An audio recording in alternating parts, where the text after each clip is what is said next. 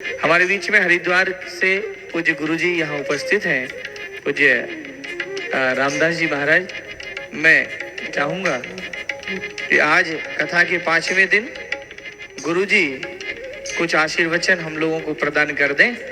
उसके बाद उन लोगों के नामों का अनाउंसमेंट सुनेंगे जिन्होंने आज सहयोग दिया अथवा रुद्राभिषेक में सम्मिलित हुए। फिर हम कथा की ओर चलेंगे। आदरणीय पूज्य गुरुजी।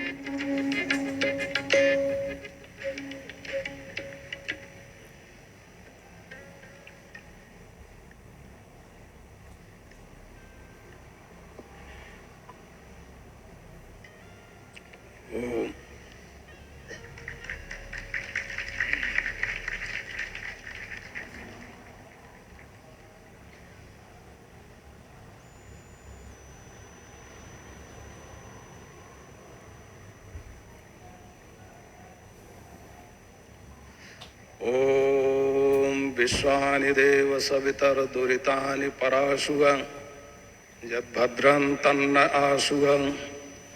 ओम शांति शांति शांति। स्वस्त्यस्तु विश्वस्य खलः प्रसीदतां ध्यायन्तु भूतानि शिवं मिथो धिया मनश्च भद्रां भजतां अधोक्षजे आवेश्यतां नो मतिरप्य हेतुकी। ओम शांति शांति शांति। यहाँ परम पूज्य व्यासपीठ पर आसीन श्री बापू जी महाराज भगवान श्री बांके बिहारी की प्रागट्य भूमि, लीला भूमि, ये जो वृंदावन की धरती है जहाँ पर श्रावण मास में हम लोग भगवान के झूला महोत्सव का दर्शन कर रहे हैं। और इस पावन अवसर पर वृंदावन में भगवान की परम पावनी गौरव गाथा श्रीमद् भागवत महापुराण का श्रवण कर रहे हैं। ये बड़े सौभाग्य की बात है। इसलिए कथा तो मिलना बड़ा सौभाग्य है, लेकिन वृंदावन की धरती पर कथा प्राप्त होना बहुत ही बड़े सौभाग्य की बात है। और ये जो कथा है विश्व कल्याण मिशन की तरफ से हरिद्वार भगवान नृसिंह की स्तुति करते हुए प्रहलाद जी कहते हैं श्रीमद् भागवत में। कल आप लोगों ने प्रहलाद जी की कथा जो ध्यान से नहीं सुनी होगी, ये समय भी नहीं था। प्रहलाद जी भगवान से स्तुति करते हुए कहते हैं कि स्वस्त्यस्तु विश्वस्य खलः प्रसीदतां। कहते हैं हे प्रभु, विश्वस्य स्वस्ति अस्तु, अर्थात विश्व का कल्याण हो। तो ये जो विश्व कल्याण मिशन है, ये जो भागवत में प्रहलाद जी कहते हैं, उसी के प्रचार प्रसार का, यानी कि भागवत कथा ही विश्व का कल्याण कर सकती है। इसलिए कहते हैं कि विश्व का कल्याण हो। स्वस्त्यस्तु विश्वस्य स्वस्ति अस्तु। और फिर कहते हैं खलः प्रसीदतां। आप ध्यान दीजिए, प्रहलाद जी नृसिंह भगवान की स्तुति करते हुए कहते हैं कि हे प्रभु, खल लोग प्रसन्न हो। खल कहते हैं, वैसे सामान्य अर्थ तो सब जानते हैं, यानी खल कहते हैं दुष्ट को। एक संत कहते थे खल में दो शब्द है, यानी खा और ला। तो खा का अर्थ होता है खाना और ला अर्थ होता है लड़ना। जो खाए और लड़े उसे खल कहते हैं। तो बोले खलः प्रसीदतां, खल लोग प्रसन्न हो। लेकिन अब यहाँ प्रश्न उठता है कि खल लोग तो दूसरों को सता करके, दूसरों को कष्ट देकर प्रसन्न होंगे, क्योंकि उनका काम है दूसरों को परेशान करना। और अगर खल लोग जो है दूसरों को परेशान करेंगे, पीड़ा देंगे, तो इससे तो धर्म की हानि होगी, अधर्म की वृद्धि होगी। तो ये तो कोई अच्छी बात नहीं है। और जब धर्म की हानि होगी, अधर्म की वृद्धि होगी, तो जगत का कल्याण कैसे होगा, विश्व का कल्याण कैसे होगा। इसलिए कहते हैं कि विद्वानों ने इसका अर्थ किया कि खल लोग अपने स्वभाव के लिए, जो क्रूरता का स्वभाव है, उसको त्यागें। और ये काम भगवान की कृपा से ही हो सकता है कि कहते हैं प्रभु, आप जो है असंभव को संभव कर सकते हो। खल लोगों के अंदर भी ऐसी प्रेरणा दो कि वो अपने क्रूरता के स्वभाव को त्यागें। अगर क्रूरता के स्वभाव को खल लोग त्यागेंगे तो इससे धर्म की वृद्धि होगी, अधर्म का नाश होगा। इसलिए कहते हैं खला प्रसिद्धता। फिर कहते हैं ध्यायंतु भूतानि शिवम मिथो धिया, कि जितने भी संसार के प्राणी हैं सब अपने मन से एक दूसरे के मंगल की, कल्याण की कामना करें। हम लोग अपने मन में सब एक दूसरों के प्रति कल्याण की भावना करेंगे, एक दूसरे के मंगल की भावना करेंगे, तो इससे जो है जगत का कल्याण होगा। और देखिए हमारा जो सनातन धर्म है ये हमेशा सबके प्रति जो है शुभ संकल्प करता है, सबके प्रति जो है मंगल की कामना करता है। तन्मय मनः शिव संकल्प मस्तु, कि हमारा मन जो है शिव संकल्प वाला हो, शुभ संकल्प वाला हो। देखिए जैसे संसार में किसी व्यक्ति की मृत्यु हो जाती है तो हम लोग उसके लिए क्या कहते हैं, स्वर्गीय। अब कोई जरूरी है कि जिसकी मृत्यु होती है सब स्वर्गीय हो जाते हैं, और भी कहीं जाते होंगे, लेकिन हम सबके प्रति क्या कहते हैं, स्वर्गीय ही कहते हैं। यानी कि हमारा जो सनातन धर्म है सबके प्रति शुभ संकल्प की भावना रखता है। तो इसलिए कहते हैं कि सबके मन में एक दूसरे के कल्याण की कामना सबके मन के अंदर उत्पन्न हो गए, और हम सबकी जो बुद्धि है निर्मल बुद्धि, निष्काम बुद्धि, वो भगवान के चरणों में समर्पित हो जाए।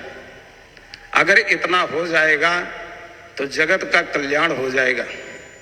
इसलिए हमारे धर्म सम्राट स्वामी करपात्री जी महाराज जो कहते थे कि धर्म की जय हो, अधर्म का नाश हो, प्राणियों में सद्भावना हो, विश्व का कल्याण हो, ये जो भावना थी ये भागवत से ही ली गई। विश्व कल्याण की कामना जो है श्रीमद् भागवत से ही की गई है, और इसी विश्व कल्याण की कामना से ही विश्व कल्याण मिशन की स्थापना हुई। और इसलिए ये भागवत कथा ही विश्व का कल्याण कर सकती है। आप लोगों ने कल सुना भगवान के प्राकट्य का महोत्सव।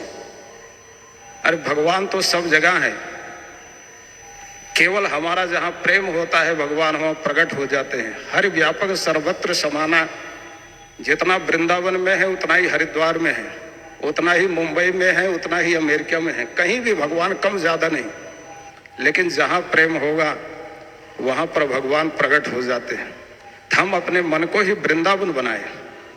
अगर हमारा मन वृंदावन है, देखिए नंद बाबा के यहाँ भगवान प्रकट होते हैं।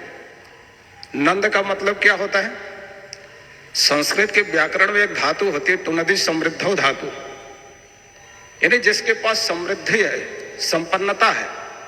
और समृद्धि दो प्रकार की होती है, कोई जो है आसुरी संपत्ति से समृद्ध है, कोई दैवी संपत्ति से समृद्ध है।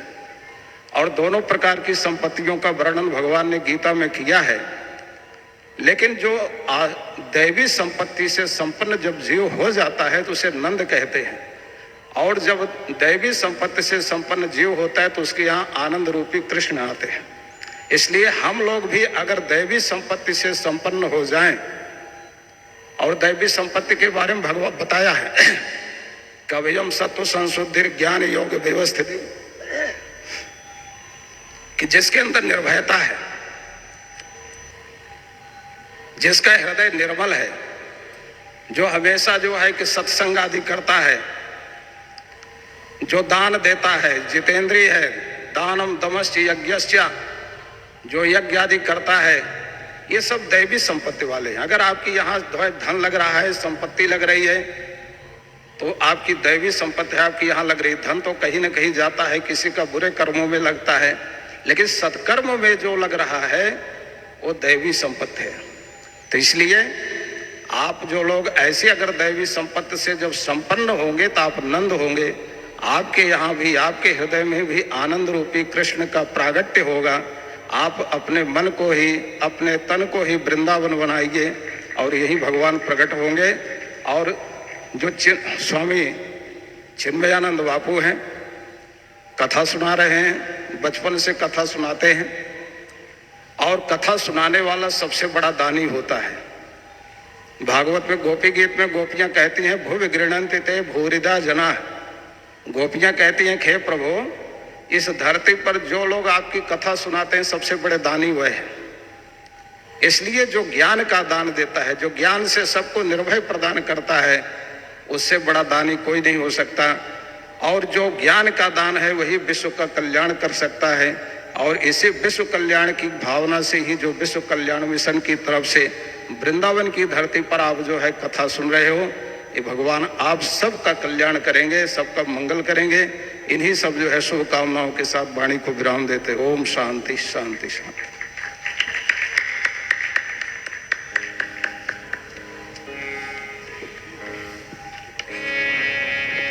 धन्यवाद पूज्य महाराज श्री का। जिन जिन लोगों ने अपना सहयोग दिया है उनके शुभ नामों का अनाउंसमेंट मैं यहाँ से आज कर दूं। श्री जुगल किशोर गुप्ता जी, सवाई माधोपुर राजस्थान से, आपने इस आयोजन में 21,000 रुपये का सहयोग दिया है। जोरदार तालियां, धन्यवाद, आभार। राम दुलारी झांजी, मुंबई महाराष्ट्र से 5100 रुपये, तालियां बजाते रहेंगे। राज नारायण निगम